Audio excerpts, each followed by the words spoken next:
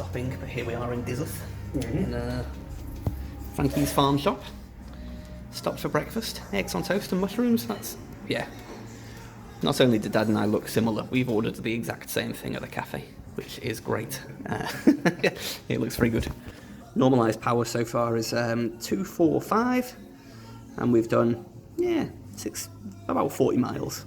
It's been hilly and headwindy, and we haven't even done the big hill yet, but hopefully we'll have a tailwind, so we'll see. For the benefit of the camera, this is an old railway line that has been converted to a bike path that'll take us from Dizzuth to Prestatyn for the climb.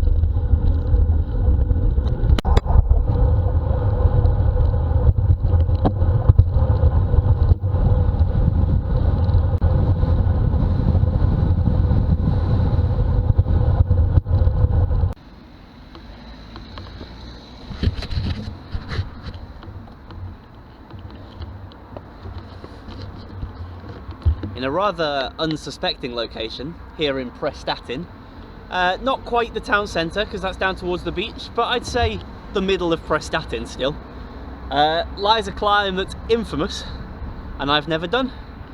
It's called Gwaenysgor Climb, which sounds innocuous enough until you know that there's a segment of it called the Wall. I only know this climb from descending it. My dad and I did a 200k ride to Llandudno not too long ago, and not too long ago, 2 years ago, and on it I plotted this new road, and we came over a crest. You can see this beautiful panoramic vista of the sea, and a sign that says warning 33% descent. I shat myself, I got off my bike and I pushed it down because I was too scared to descend it. I'm not too scared to climb up it. God knows how this is going to go. Hopefully there's some nice footage. So without further ado, I'm going just up this little road here. Who'd believe it? Who would believe that's going to be potentially the steepest climb around this area?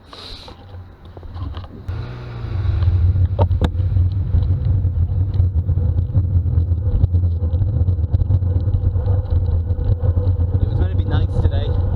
I was going to get some lovely footage, it's a very pretty climb. All black on my Garmin, excellent. I was actually surprised the Strava segment starts this early, because as you can see it's kind of 1 or 2%. I guess it makes sense to start it from the junction. And there's me habitually trying to get rid of the navigation. I don't care about the navigation, Garmin. And I didn't really have an adequate plan of how I was going to attack this section. I sort of had in my mind that I wanted to not front load the climb, but here I am doing over 350 watts, which is just absolutely stupid. I should be, I don't know, doing 300 at max, really. Although, because it kind of ski ramps, you know, it slowly, the gradient creeps up on you. You can see I was hitting 7-8% there, which is a pretty serious gradient early doors. And I wanted to keep that sensation of momentum going, knowing that just around this corner there would be no sensation of momentum and it would feel like I was pedalling backwards. If anyone's interested, on the left here there's a park called the Roman Helmet Park, and there's a big model of a Roman helmet, and that park goes up. We'll see it again later. Yeah, I'm glad there's a weight limit for this road because it's about to get relatively serious. As you can see, we are getting some elevation now. We're coming out of the town, although we're still in the residential area. Take this left to Gwaenysgor, and it's quite nice that every time the gradient goes up, you almost lose perspective because you were already on such a steep gradient. There's a sign there that says area of outstanding natural beauty, and I'm not surprised actually. It really is an incredibly pretty area. And here we go, we're getting into the hairy over 20% gradients. Unfortunately, because it's proximity to Prestatyn, which is obviously a relatively built up area, and because it's so pretty at the top, there's a decent amount of traffic. It's not mega, but you know, there was quite a lot of traffic. I think there's a car behind me at this point, and I'd kind of decided I was going to be a bit of a prick, and I was just going to ride in the middle of the road, give or take. If they can't pass me, they can't pass me, and they can get past in a minute or two.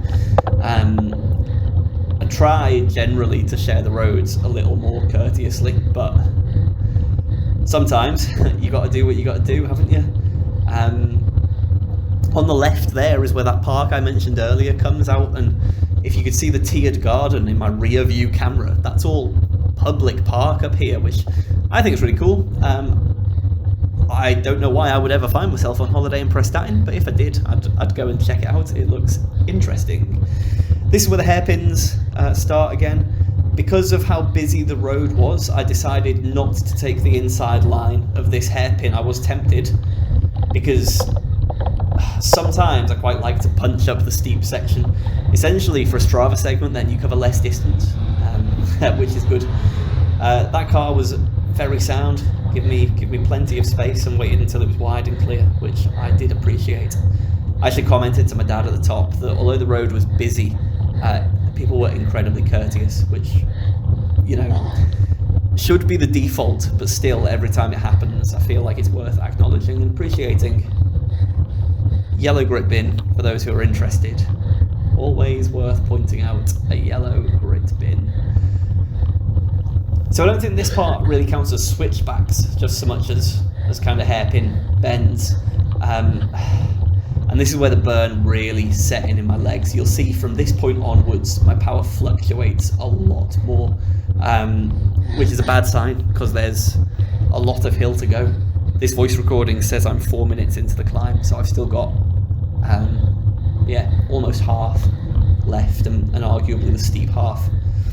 So 29, 30%. You know, I believe that the climb did get to this, does get to this, because here I'm really fighting to keep the bike upright, and if you know, you'll know that feeling of thinking, I want to weave a little bit, but I'm going to kick my front wheel, and I need to keep pedaling, and that that sense of absolute peril.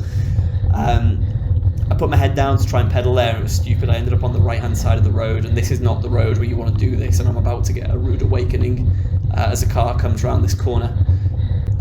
Fortunately, they were going very slowly, so got off the hook a bit, but you know, there's a time and a place for using the entire road, and a road with this much traffic is not it. So around this corner, thankfully, there's my dad, because, you know, get very upset if I can't see that rabbit to chase, carrot, depending on which analogy you like. And you can see that it does cause me to kick my power up, thinking I've got to go and catch my dad. But at this point, I couldn't figure out what I wanted to do. Did I want to be out of the saddle? Did I want to be in the saddle? How did I want to tackle it? Did I want to weave in the road? But I hate weaving if you can avoid it, no matter how steep the road is. I really hate weaving, because you're covering more distance for the same effort. I'd much rather muscle on. But here I am in my 36, 34, doing 50 RPM. That's 330 watts, give or take, at doing 6 kilometers an hour. This part is unrelentingly steep, like, oh my god, I might fall off my bike steep, like, pick a hedge as an emergency bailout steep. So that's good, but luckily, my dad was kind enough to give me a stick to chase. I'm hoping that I've figured out how to do picture-in-picture so that you guys can see the rear view camera the whole time that I'm going up, because the front-facing camera doesn't do this justice.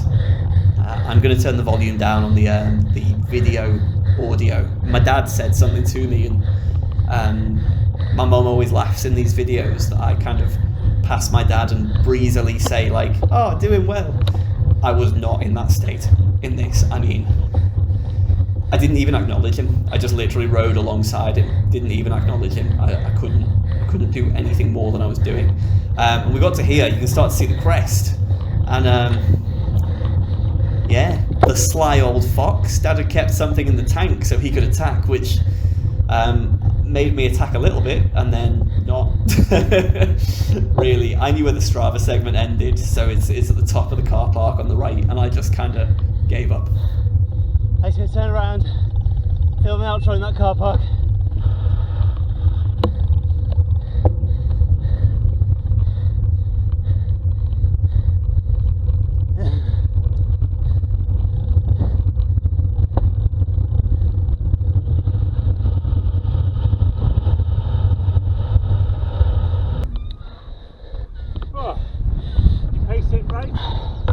I didn't even try to pace it at all. No, I just went. I don't know, truth be told, I don't know. I didn't feel that I had enough left. I hadn't appreciated quite how steep this last steep bit is. Yeah. I thought the switchbacks were the steep part. So I kind of heavy loaded them. Yeah. I realised the point of switchbacks is that they're not the steepest part normally.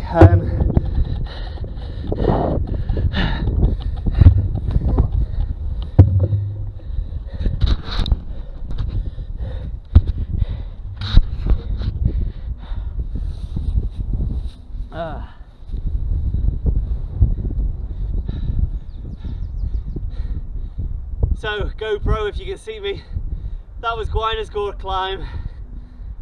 Innocuous name. Stupid. It was mega hard. If I'm gonna do it again, I would try and go a bit faster on the first flat, but use high cadence, and then I would absolutely punt it on the steep parts. It was worth every second.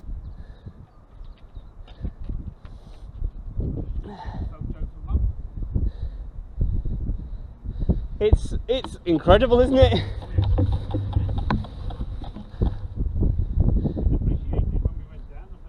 No, I was too busy pooing my pants.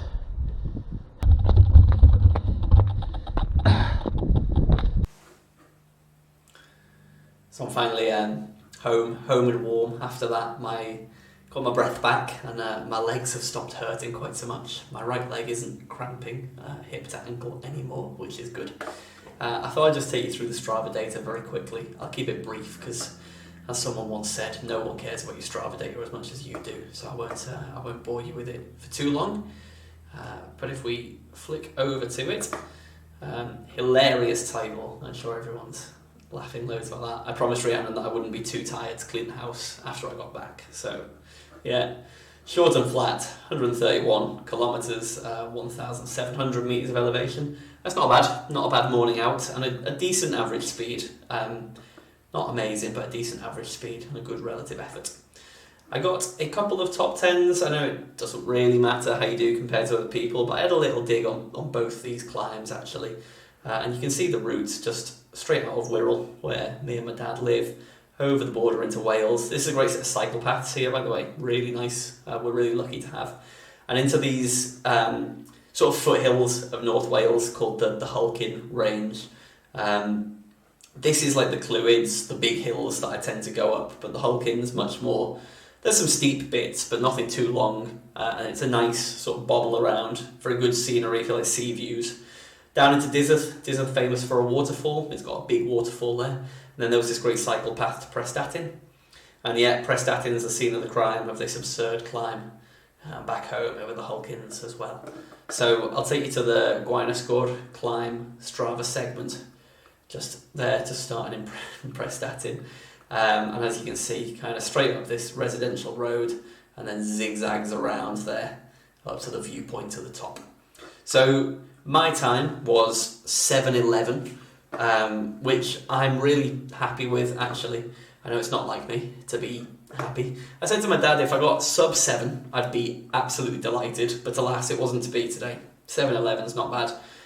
346 watts for 7 minutes 11. That's a strong effort from me actually for where I am at the moment. I'd like to be able to do better in future, and 26th of all time is not bad at all.